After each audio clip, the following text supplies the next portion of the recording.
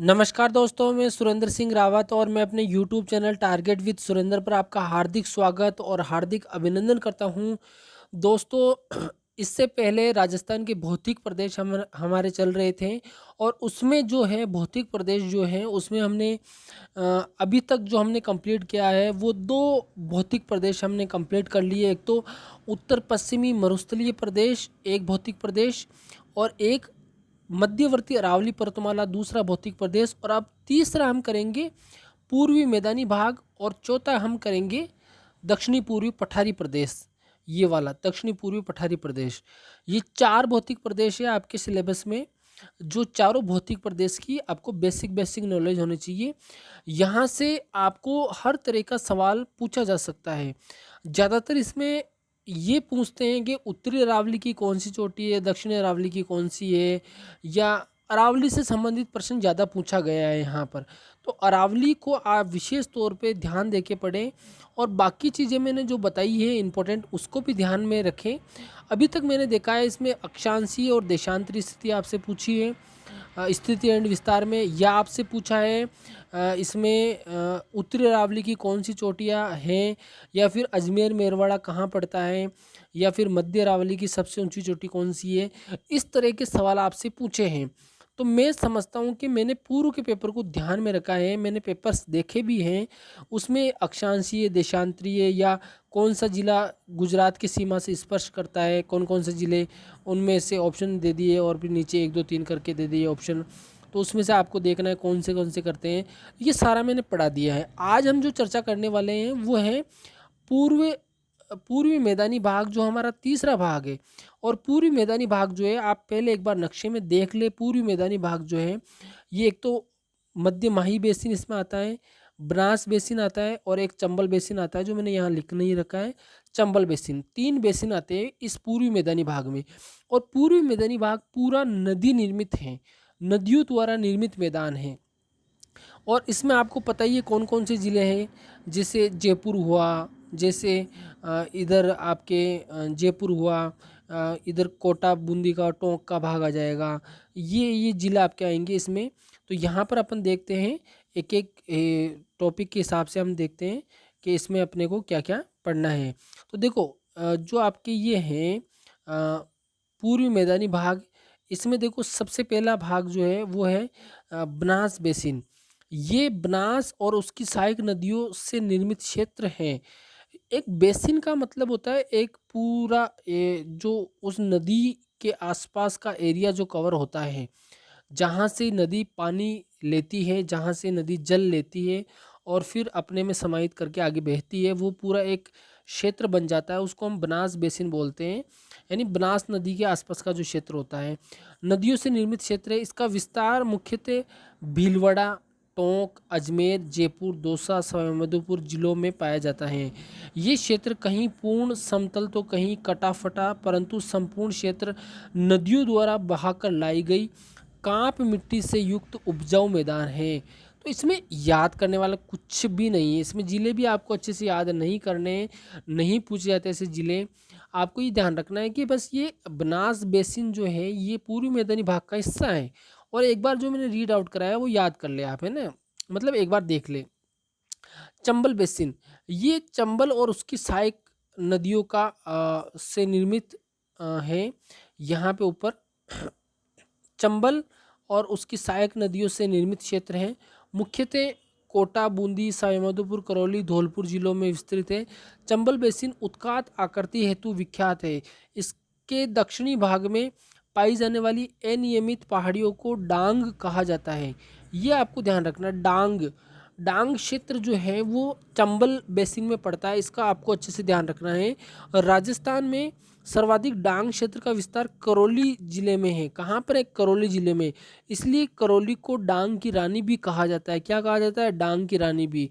स्थलाकृति पठारों व पहाड़ों से निर्मित होने के कारण बीहड़ वे खड्ड की अधिकता पाई जाती है। चंबल नदी के सहारे का क्षेत्र अत्यधिक कटाव से बीहड़ के रूप में फैला हुआ है। राजस्थान में सर्वाधिक बीहड़ भूमि कहाँ पर है का विस्तार सवाईमाधोपुर, धौलपुर, कोटा में पाया जाता है। यह आपको ध्यान रखना है। करौली डांग की रानी है और करौली जिले में सर्वाधिक डांग क्षेत्र का विस्तार है। अब है मध्य माही बेसिन या छप्पन का मैदान। ये बहुत इंपॉर्टेंट है, इसको बहुत अच्छे से देखें आप। मध्य माही बेसिन जो है, छप्पन का मैदान भी जिसको बोलते हैं, नक्शे में भी मैंने दिखाया, एक बार वापस दिखा दूंगा। यह माही और उसकी सहायक नदियों से प्रभावित क्षेत्र है। इसका विस्तार पूर्वी और दक्षिणी पूर्वी उदयपुर, डूंगरपुर, प्रतापगढ़, बांसवाड़ा जिले में है। बांसवाड़ा, ये बहुत इंपॉर्टेंट है, इसको बहुत अच्छे से करना। बांसवाड़ा वे प्रतापगढ़ के मध्य 56 गांवों और 56 नदी नालों का समूह था, इसीलिए इस बेसिन को 56 का मैदान भी कहा जाता है। इसको मैंने जो अंडरलाइन किया, इसको ये मान के चलिए कि इसको आपको बहुत अच्छे से याद हो जाना चाहिए। बांसवाड़ा और प्रतापगढ़, कंफ्यूजन नहीं होना चाहिए, दोनों जिले हैं। बांसवाड़ा और प्रतापगढ़ के मध्य 56 गांवों का और 56 नदी नालों का समूह है, इसीलिए इस बेसिन को 56 का मैदान भी कहा जाता है। इसका दक्षिणी भाग गहरा कटाफटा, यह भाग काफ़ी गहराई तक विच्छेदित होने के कारण स्थानीय भाषा में वागड़ कहा जाता है। वेरी इंपॉर्टेंट, वागड़ के रूप में जाना जाता है। आपसे पूछ सकते हैं वागड़ क्षेत्र कौन सा है, तो आपको ध्यान रखना है मध्य माही बेसिन या 56 का मैदान जो है वो वागड़ के रूप में जाना जाता है। और 56 का मैदान कहाँ फैला हुआ है, तो बांसवाड़ा और प्रतापगढ़ में है। और 56 का मैदान क्या है, तो 56 नदी नालों या 56 गांवों का जो समूह है उससे मिलकर जो क्षेत्र बना हुआ है, इसीलिए इसको हम 56 का मैदान भी कहते हैं। बहुत इंपॉर्टेंट है, इसको बहुत अच्छे से आप याद कर लेना। अब आता है अपने पास में राजस्थान के भौतिक प्रदेश का चौथा भाग, दक्षिणी पूर्वी पठारी प्रदेश। ये भी यहाँ से भी प्रश्न बनने की संभावना है। ये मालवा के पठार का ही विस्तृत रूप है। एक्चुअल में जो राजस्थान के कोटा, बूंदी, बारा और झालावाड़ का जो क्षेत्र है, ये क्षेत्र मध्य प्रदेश से स्पर्श करता है और मध्य प्रदेश में मालवा का पठार फैला हुआ है। तो मालवा का पठार का ही विस्तृत रूप क्या है, दक्षिणी पूर्वी पठारी भाग, यानी मालवा का पठारी एक तरह से विस्तृत है, जिसको हम दक्षिणी पूर्वी पठारी प्रदेश कहते हैं। इस भाग को हाड़ौती, लावा, दक्कन का पठार भी कहा जाता है। 2001 की जनगणना के अनुसार लगभग 11% जनसंख्या का निवास है। ये संपूर्ण प्रदेश चंबल और उसकी सहायक नदियों के द्वारा प्रभावित क्षेत्र है। इसका ढाल दक्षिण से उत्तर पूर्व की ओर है। ये सापेक्षित रूप से अधर प्रवाह क्षेत्र हैं। ये क्षेत्र अरावली और विंध्याचल पर्वत श्रेणियों के बीच संक्रांति प्रदेश है। बहुत इंपॉर्टेंट है, अरावली पर्वतमाला और विंध्याचल पर्वत जो श्रेणी है के बीच संक्रांति प्रदेश है। संक्रांति प्रदेश का मतलब होता है कि दोनों के बीच का क्षेत्र, जहां आपको ये पता भी नहीं चलेगा कि कहाँ तो अरावली खत्म हुई और कहाँ विंध्याचल पर्वत शुरू हो गया, या कहाँ विंध्याचल पर्वत खत्म हुआ और कहाँ अरावली शुरू हो गई। ऐसा क्षेत्र जो लगभग दोनों को जोड़ता है वो संक्रांति प्रदेश कहलाता है। इसमें विस्तृत बिजोलिया से भैंसरोडगढ़ तक का पठारी क्षेत्र ऊपरमाल के नाम से जाना जाता है। वेरी इंपॉर्टेंट, इस पॉइंट को अच्छे से याद कर ले, ये एग्जाम में कितनी ही बार रिवीजन हुआ है। बिजोलिया जो आपके भीलवाड़ा में पड़ता है और भैंसरोडगढ़ जो चित्तौड़ में पड़ता है, तो बिजोलिया और भैंसरोडगढ़ के बीच का जो पठारी क्षेत्र है उसको हम क्या कहते हैं, ऊपरमाल के नाम से जाना जाता है। किस नाम से जाना जाता है, ऊपरमाल के नाम से जाना जाता है। Very very important. मेवाड़ का पठारी भाग भी इसी इसी में सम्मिलित है। मुख्यतः इस क्षेत्र का विस्तार कोटा, बूंदी, बारा और झालावाड़ में है। इसे हम मुख्यतः दो भागों में बांटा जा सकता है। इसको हम कितने भागों में बांट सकते हैं, दो भागों में, एक तो हाड़ौती का पठार और एक विंध्यन कगार भूमि। तो पहले हम हाड़ौती का पठार पढ़ेंगे, यानी हम चौथा भाग पढ़ रहे हैं दक्षिणी पूर्वी पठारी प्रदेश। और दक्षिणी पूर्वी पठारी प्रदेश को हम दो भागों में बांटते हैं। एक बार मैं बता देता हूँ नक्शे में आपको। हम पढ़ रहे हैं, ये वाला भाग हम पढ़ रहे हैं दक्षिणी पूर्वी पठारी प्रदेश। दक्षिणी पूर्वी पठारी प्रदेश, ये वाला जो हिस्सा है, ये वाला जो हिस्सा है, इसको हम रीड कर रहे हैं अभी, इस वाले हिस्से को। इसके दो भाग हैं, इसके दो भाग हैं, एक तो हाड़ौती का पठार खुद हो गया, एक विंध्य कगार भूमि, ये दोनों भाग हैं। इसको दो भागों में बांटा है। पूछ सकते हैं कि बताइए दक्षिणी पूर्वी पठारी प्रदेश के दो भाग कौन से, तो विंध्यन कगार भूमि और हाड़ौती का पठार। इसे लावा का पठार भी कहते हैं, दक्कन का पठार भी कहा जाता है ना। इसको अच्छे से आपको ध्यान रखना। तो हम वापस चलते हैं अपनी स्लाइड पे। तो पहले हम हाड़ौती का पठार पढ़ लेते हैं। हाड़ौती का जो पठार है ये पढ़ लेते हैं। कोटा, बूंदी, बारा, झालावाड़, बांसवाड़ा में विस्तृत ये चंबल, कालीसिंध, पार्वती नदियों का त्रिकोणात्मक कांपीय बेसिन है।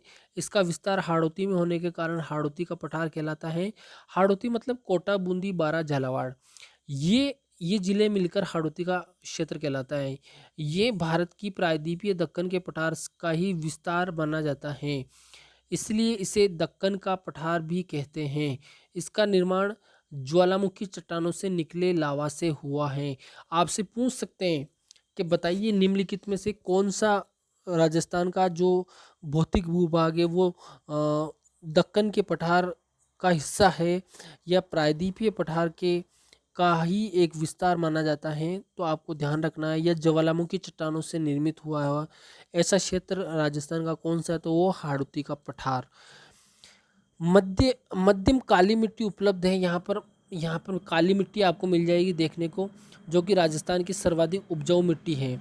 झालावाड़ जिले का अधिकांश भाग दक्षिण तुल्य दक्कन ट्रेप तथा जलोढ़ मिट्टी से युक्त है।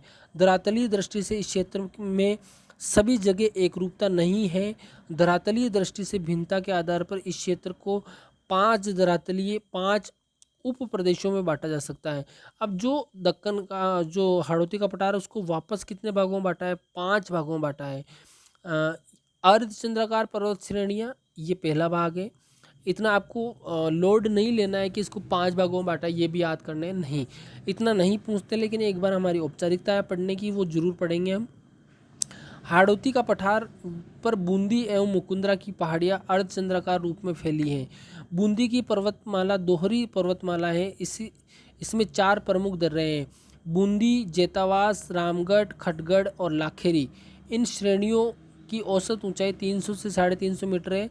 गागरोन के निकट कालीसिंध नदी इन्हीं श्रेणियों के मध्य होकर निकलती है। राष्ट्रीय राजमार्ग संख्या 12 जो पुराना जो 12 था उसका नया नाम हो गया 52 भी बूंदी व मुकुंदरा की पहाड़ियों के मध्य से जाता है। तो अर्धचंद्राकार पर्वत श्रेणी जो दक्कन का जो हाड़ौती का पठार पड़ रहे हैं उसका पहला भाग है। फिर है नदी निर्मित मैदान, दूसरा भाग, ये बूंदी श्रेणी व मुकुंदरा श्रेणी से गिरा हुआ है। चंबल, कालीसिंध, पार्वती, मेज आदि नदियों द्वारा लाई गई मिट्टी से निर्मित उपजाऊ प्रदेश है। उसके बाद में शाहबाद का उच्च क्षेत्र ये 12 जिले का पूर्वी भाग है में मध्य प्रदेश की सीमा के साथ लगा हुआ है। इसकी पूर्व की ओर कम होती जाती है ऊंचाई। 12 के रामगढ़ गांव में इसमें विशिष्ट भू आकृतिक विस्तार है। रामगढ़ के निकट घोड़े की नाल के आकार की पर्वत श्रेणी स्थित है। संभवतः रामगढ़ की पहाड़ी का उद्गम टेक्टोनिक कारणों से हुआ है। आपसे पूछ सकते हैं कि रामगढ़ की पहाड़ी जो है वो राजस्थान के किस भौतिक भूभाग में है, तो आपको ध्यान रखना है वो जो हाड़ौती का पठार है उसके अंतर्गत आता है, हाड़ौती के क्षेत्र में। अब है झालावाड़ का पठार। मुकुंदरा पर्वत श्रेणी के दक्षिण में स्थित भूभाग ये मालवा के पठार का ही अभिन्न अंग है। पठारी क्षेत्र के अतिरिक्त इसमें कहीं कहीं उच्च पर्वत भी मिलते हैं। मनोहर थाना अकलेरा बाकानी क्षेत्र में उच्च भाग हैं। इसमें काली मिट्टी की प्रधानता है। इसके बाद में देखते हैं अपन डग गंगदर का उच्च प्रदेश। हाड़ौती पठार का दक्षिणी पश्चिमी भाग इस क्षेत्र की पश्चिमी सीमा चंबल नदी द्वारा निर्धारित होती है। इसमें धरातलीय विविधता नहीं पाई जाती। इसकी औसत ऊंचाई 450 मीटर है। उच्च क्षेत्र होने के बावजूद ये एक अच्छा कृषि है। तो ये अपना पहला भाग पूरा हुआ जो 2 भाग थे दक्षिणी पूर्वी पठारी प्रदेश के। अब दूसरा भाग है विंध्य कगार भूमि। दक्षिणी पूर्वी भाग में बनास और चंबल नदियों के बीच में स्थित प्रदेश ये बलुआ पत्थर से निर्मित क्षेत्र है। इसका विस्तार मुख्यतः धौलपुर और करौली जिलों में पाया जाता है। तो ये विंध्य कगार भूमि आपका पूरा हुआ। इसके बाद में कुछ भी नहीं है, ये विंध्य कगार भूमि आपका पूरा हो गया है। और एक बार वापस अपन चर्चा कर लेते हैं ताकि आपको समझ में आ जाए। एक आपसे रिक्वेस्ट करना चाहूँगा वीडियो के बीच में ही कि अगर आप चैनल पे नए हो तो चैनल को सब्सक्राइब ज़रूर करें, एक लाइक तो बनता ही है, लाइक और शेयर और चैनल को सब्सक्राइब करना नहीं भूलें। और दूसरी बात है कि आपको वीडियो ऑनलाइन देखना है, वीडियो को पूरा देखना है, ताकि आपका फीडबैक अच्छा रहे, मैं भी मोटिवेट होता रहूं, तो आपके लिए नए नए वीडियो लाता रहूँगा मैं। इसी तरह से आपको सेकंड ग्रेड की तैयारी तक मैं पहुंचाऊंगा। तो देखो अपन ने क्या किया, सबसे पहले पूरा राजस्थान है, इस राजस्थान का स्थिति एंड विस्तार एक वीडियो में हमने पढ़ा। दूसरा वीडियो है अपना राजस्थान के भौतिक प्रदेश, और उस भौतिक प्रदेश में हमने ये पढ़ा था जो पिछले वीडियोस में, एक तो उत्तर पश्चिमी मरुस्थलीय प्रदेश एक भौतिक प्रदेश और दूसरा मध्यवर्ती अरावली पर्वतमाला।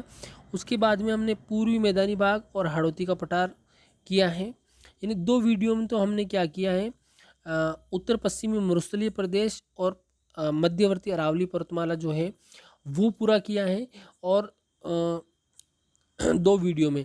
और तीसरे वीडियो में हमने पूर्वी मैदानी भाग और हाड़ौती का पठार पूरा कर लिया है। यहाँ पर आप दोबारा से देख सकते हैं कि जो उत्तर पश्चिमी मरुस्थलीय प्रदेश था उसको हमने 2 भागों में बांटा था, एक तो शुष्क और एक अर्धशुष्क। शुष्क वाला ये और अर्धशुष्क वाला ये वाला भाग।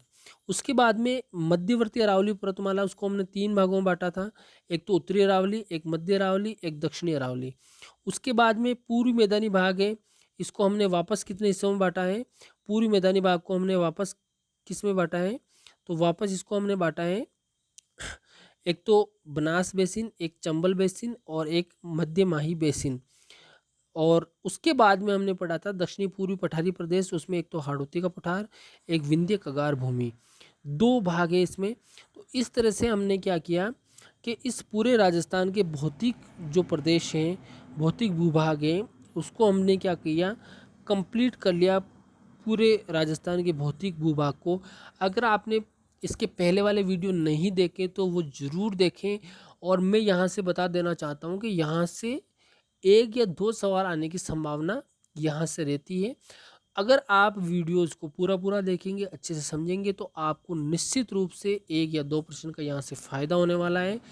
और आपका फीडबैक मीन्स ये होता है कि आप वीडियो को एक तो पूरा देखें, एक वीडियो पे लाइक ज़रूर करें और एक वीडियो को शेयर ज़रूर करें, और अधिक से अधिक इसको ऑनलाइन ही देखें, यूट्यूब पे चला के डाउनलोड करके नहीं देखें, ये आपसे रिक्वेस्ट रहेगी।